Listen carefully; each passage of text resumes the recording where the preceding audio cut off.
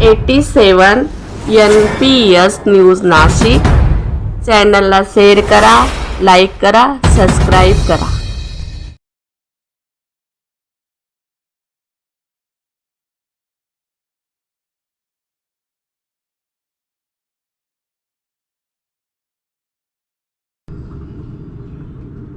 नमस्कार, आपल्या चॅनलमध्ये हार्दिक स्वागत. आज आपण आलोय सिव्हिल हॉस्पिटल नाशिक येथील KGN ॲम्ब्युलन्स सर्व्हिस आणि तिथले जे संस्थेचे अध्यक्ष आहे पाशा शेख यांच्याशी आपण बातचीत करणार आहोत. सर, आपला परिचय.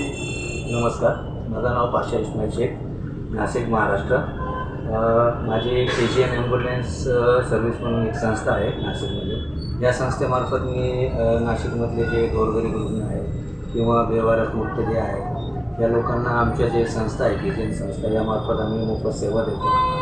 जसं पंचवटी भाग झालं, द्वारका भाग झालं, इथं निराधार लोक असतात, काही मृत्युमुखी पडतात. आम्ही आमच्या संस्थेमार्फत ही ॲम्ब्युलन्स सेवा नाशिकमध्ये गेले 15 ते 20 वर्षापासून देत आहे आणि जोपर्यंत आमची ॲम्ब्युलन्स संस्था आहे हे आम्ही लोकांना कायम त्याच पद्धतीने सेवा देणार. आपल्या संस्थेचं ब्रीद वाक्य ईश्वर जनसेवा हीच ईश्वर सेवा. हो, त्या संदर्भात आपण कुठल्या सेवा देत आहात? आमच्या KGN ॲम्ब्युलन्स संस्थेमार्फत नाशिक जिल्ह्यामध्ये व्यवहारात रुग्णांना मोफत सेवा आहे, व्यवहारात मृतदेहांना मोफत सेवा आहे. त्याच्यानंतर जे ग्रामीण भागातले जे ग्रामीण लोक येतात सिव्हिल हॉस्पिटल इथं उपचार घेण्यासाठी त्यांचे नातेवाईकांना व जे पेशंट आहेत त्यांना आमच्याकडनं रोज सकाळी साधारण 3-1 वर्षापासून रोज सकाळी मॉर्निंगला 150 लोकांसाठी किटची वाटप केल्या जाते मोफत. आपल्या ऑफिसचे कॉन्टॅक्ट नंबर.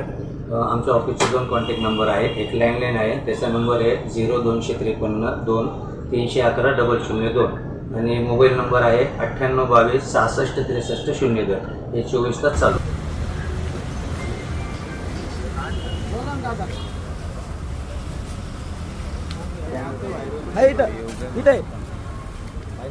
बरंच पेशंटसाठी आम्ही जे बॉडी आणण्यासाठी ॲम्ब्युलन्स वापरतो त्याच्यामध्ये आमच्याकडे एक पॅकिंग सेट असतो. बॉडी पॅकिंग सेट म्हटलं जातं त्याला. ते पॅकिंग सेट पण आमच्याकडनं मोफत असतं. त्याच्यानंतर जे निराधार लोक आहेत जे रस्त्यावरती फुटपाथवरती असतात या लोकांसाठी लेडीज असले तर एक छोटा गाऊन दिल्या जातं आमच्याकडनं आणि व्यवहारात जर जेंट्स असेल त्यांच्यासाठी एक शर्ट पॅन्ट व्हाईट कलरचं आमच्याकडनं मोफत.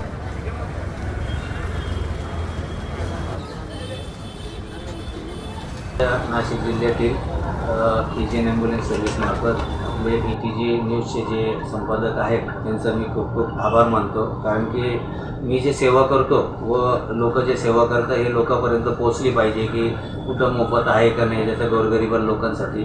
तर मी आपलं खूप खूप धन्यवाद करतो की आपण एवढा वेळ दिला आणि माझं पण खूप तुम्ही लोकांना